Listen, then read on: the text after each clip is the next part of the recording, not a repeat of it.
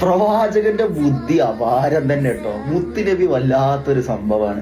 മുത്തുനബിയുടെ അടുത്ത് വന്നിട്ട് ഒരാൾ വന്നിട്ട് പറയണേ, നബി ഞാൻ ഒരുപാട് തെറ്റ് ചെയ്തു, ഞാൻ കള്ള് കുടിക്കും, വ്യഭിചരിക്കും, നുണ പറയും, ചൂതാട്ടം കളിക്കും, ഒരുപാട് മോശത്തരങ്ങളും ഒരുപാട് തെമ്മാടിത്തരങ്ങളും ചെയ്തൊരു മനുഷ്യനാണ് ഞാൻ. പക്ഷെ എനിക്കതെല്ലാം ഒഴിവാക്കണം, ഇനി കൊണ്ട് ആവണില്ല, എനിക്കിതൊക്കെ ഒഴിവാക്കണം, പക്ഷെ ഇനി കൊണ്ട് ആവണില്ല, ഞാൻ എന്താ ചെയ്യാ മുത്തുനബി എന്ന് പറഞ്ഞിട്ട് മുത്തുനബിന്റെ അടുത്ത് വന്നിട്ട് ഈ വേവലാദികൾ പറഞ്ഞ ഈ മനുഷ്യനെ മുത്തുനബി എടുത്തിട്ട് പറഞ്ഞു കൊടുക്കുകയാണ്, എൻ്റെ ജീവിതത്തിൽ നിന്ന് കളവ് എന്ന സ്വഭാവം, കളവ് പറയുക എന്നുള്ള ഈ മോശപ്പെട്ട സ്വഭാവം നിനക്ക് ഒഴിവാക്കാൻ പറ്റുമോ എന്ന് ചോദിച്ചു.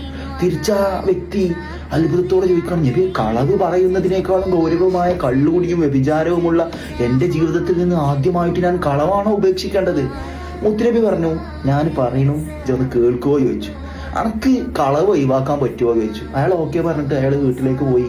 അങ്ങനെ പിറ്റേ ദിവസം രാവിലെ ആയി, എന്നും പോലെ അയാൾ കള്ളിഷാപ്പിലേക്ക് കള്ളു കുടിക്കാൻ പോവാണ്. കള്ളിഷാപ്പിലെത്തിയപ്പോഴാണ് മൂപ്പര് ചിന്തിക്കണത്, ഞാനിപ്പോ ഇന്ന് ഇവിടുന്ന് കള്ളു കുടിച്ചാല് നാളെ നബിനെ ഞാൻ കണ്ടുമുട്ടുന്ന സമയത്ത് നബിനോട് ചോദിക്കുമല്ലോ, ഈ ഇന്നലെ കള്ളു കുടിച്ചോന്ന്. അപ്പൊ ഞാൻ സത്യം പറയണ്ടേ? അയാൾ കള്ളുകൂടി ഉപയോഗിച്ച് ഇങ്ങനെ പോകുമ്പോഴാണ് സുന്ദരി ആ ഒരു പെണ്ണിങ്ങനെ റോഡിലൂടെ ഒരു വശത്തിലൂടെ ഇങ്ങനെ കടന്നു വരുന്നത്. അത് വ്യഭിചരിക്കാൻ പൂതിയായി.